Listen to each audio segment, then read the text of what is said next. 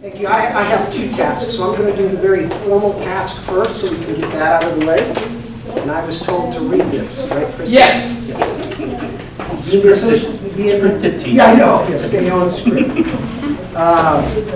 Because there's some data being collected, or the idea of collecting data, IRB, our human subjects, there's a script we have to use, as you probably are familiar with. So it says, my name is Jon Pedersen. I'm from the Department of TLTE, which is Teacher Learning and Teacher Education, College of Education and Human Sciences at the University of Nebraska-Lincoln. I would like to invite you to participate in a research study on novice teachers' knowledge of science. Does it say that? Yes. It says future Nebraska. Okay, study on future Nebraska science teaching and learning. That's okay. That's okay. I'm staying on script. You may participate if you are 19 years or older. You're safe.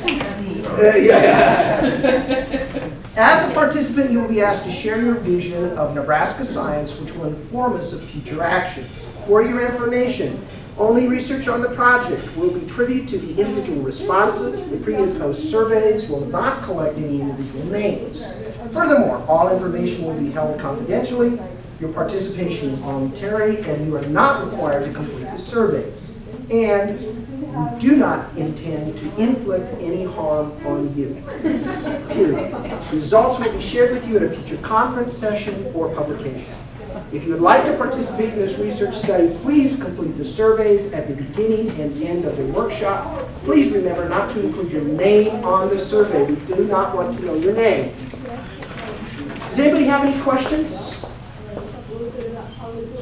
If you have questions later, please contact Dr. Adams, and I'm sure she has her contact information on the sheets or information that she will give you. In fact, it says it's on the cover page. Okay? So those are some of the formalities for the human subjects. Again, it is completely voluntary. That's the important part of that in all seriousness. Okay? Any questions before I go to my second part? You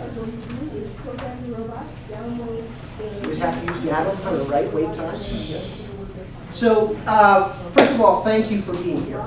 As president of NATS, as a science educator, former science teacher, I think this is a very critical and crucial time for us, and a critical and crucial meeting to bring people together to start talking about the future of science, teaching science education in the state. Since I've been here for the past 3-4 years, we've made some attempts and done some things with talking about the future, about different ideas about common standards, if you will, in terms of science teaching preparation and the like. But I think we're really at a transition point. I mean, if you start looking at the national level as well as the state level, there are a lot of things happening out there in STEM education, and it's kind of interesting to me. And I'll give you a story, a very short story, of why I think we're at such a critical time. I've been in education since 1984. And this is the first time in my life, in my professional career, that I've heard people, what we might consider way outside the realm of science education, talking about the importance of STEM education, science teachers, teaching kids about science. And the example is, this is the 150th anniversary of the Morrill Act. Everybody know what the Morrill Act is? And Morrill Act is the act. It's an act that was passed by Congress in 1862. If you think about the timing, what else was going on in 1862? Civil War. So here's this senator from New Hampshire that put forward this bill to form colleges throughout the United States in the rural areas. And basically the idea was that was the only way that we were going to lift up this United States and educate everybody. At that point, basically universities and colleges for only the wealthy.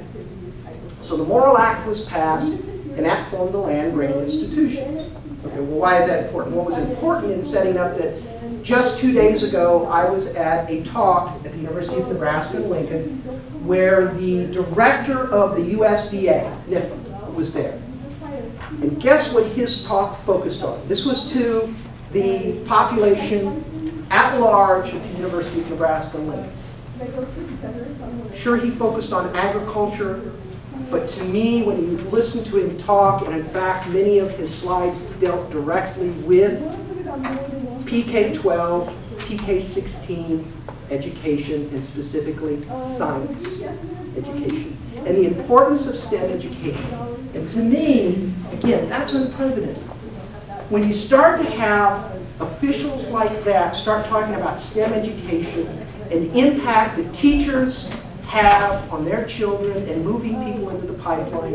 And of course, when you look at Nebraska, I think we're just really poised very well to step into the national limelight of what we're doing and make some progress and start growing, or continue to grow, I should say, in terms of what we're doing in terms of science education. So I think even though we're in an election year, we don't know what's going to happen, and of course we don't want to get into politics, that's not the point. We don't know what's going to happen with budgets, things are tight. Yes, the economy is coming back.